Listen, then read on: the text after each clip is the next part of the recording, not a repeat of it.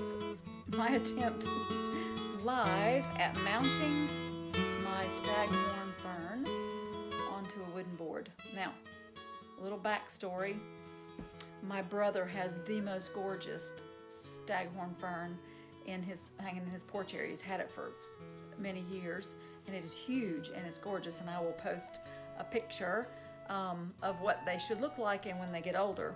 But I've complimented his so much and I like it so well, he bought one for me. Not this one in particular, but he did buy one for me, and it is dead because I killed it already. So I don't know what I did wrong. Anyways, I killed it. So I bought another one for myself. Now this is a pup. It is so tiny, and I'm going to attempt to go ahead and mount it on this board. I found an old cutting board that I don't use anymore. Had some stains and things on it, and I thought, you know what, this would be good. So I put 2 little eye screws in the back so that I can eventually hang a wire through there, because this will be hanging on the wall. Okay, so I thought I would use that today. And in order to mount this, there are several things we're going to need. You're going to need your board. You're going to need your little Staghorn Fern. This is an air fern, by the way. And you're going to need some monofilament. That's what's actually going to hold it on the board. And peat moss. And so I have my bag of peat moss, but I've also already put some in a bowl and I put water in it. So it is very, very wet.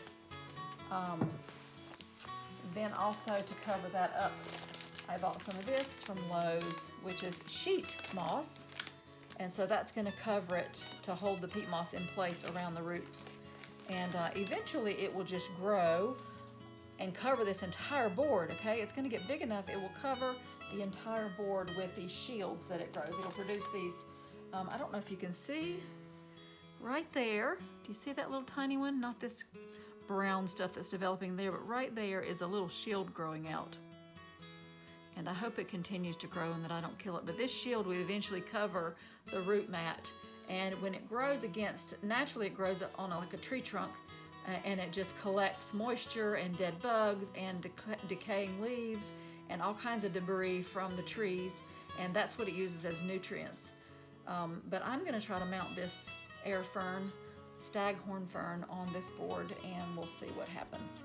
I hope I don't kill it. Alrighty, so here we go.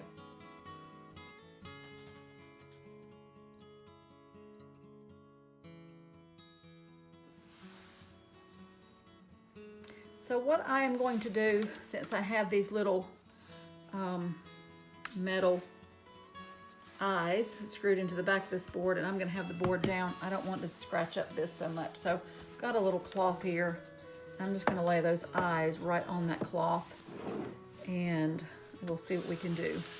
I thought these handles on this cutting board, this is an old cutting board, but I thought these handles on this cutting board would be kind of cool. You could even hang it by that. But I just put the little eyes in there just in case I want to have an option and maybe not use these as an actual handle. So we'll see. So I have watched videos on this. Let's see how well I can do. The first thing I'm going to do is I'm going to mound up some of this wet peat. You see, it's very wet. So I'm going to put a little bit of wet peat on the board. And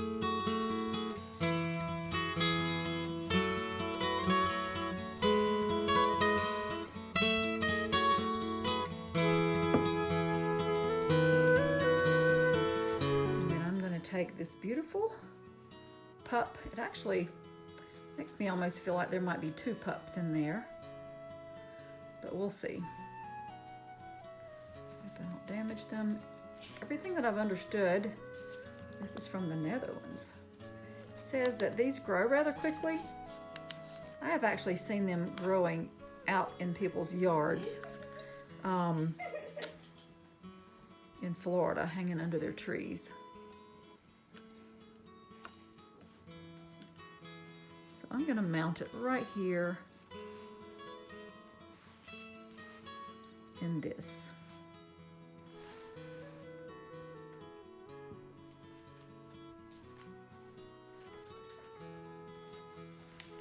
next step is to take my sheet moss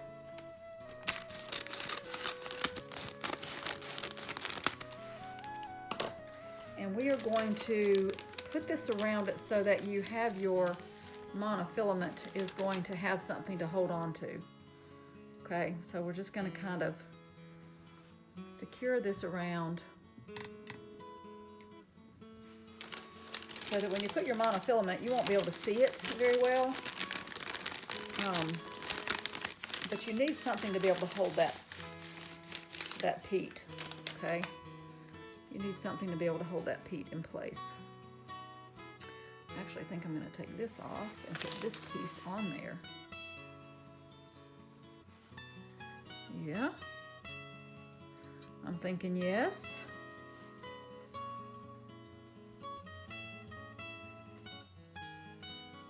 Okay.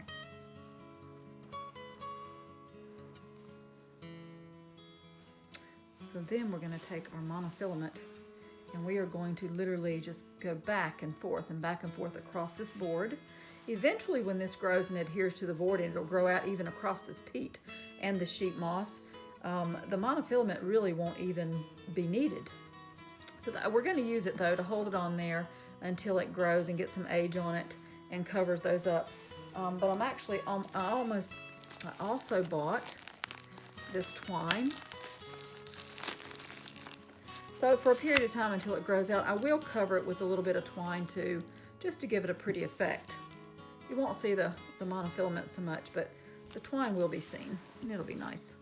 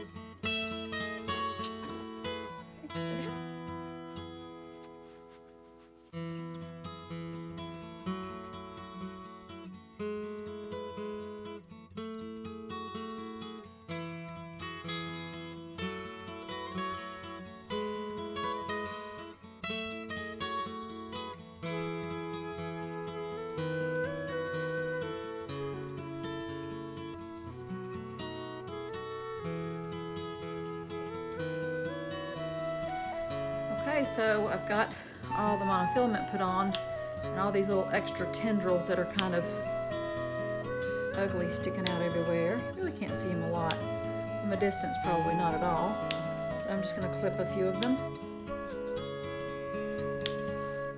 Some of these excess pieces, I'll just take them off.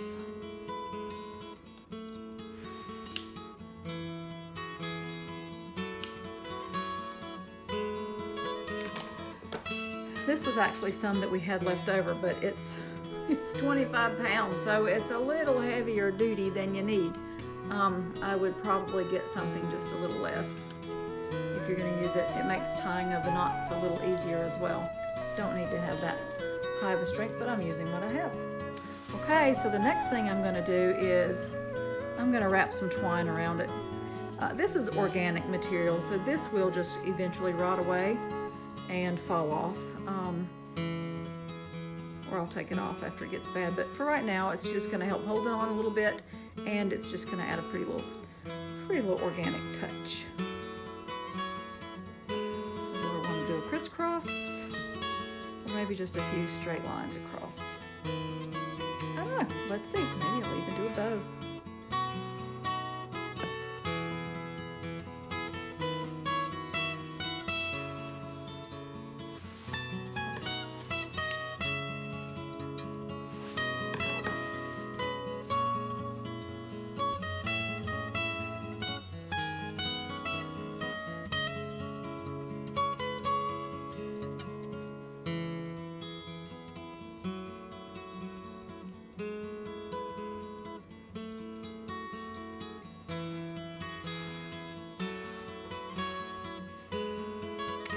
can do them any way you like. And for this one,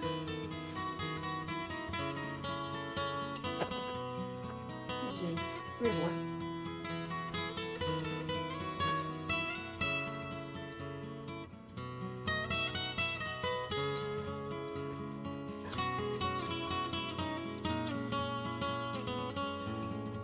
Okay, so what do we think? I'm kind of liking it. Yeah, kind of liking it. I can see it on the wall. Of course, you see some drips. Probably wouldn't recommend hanging it up just yet.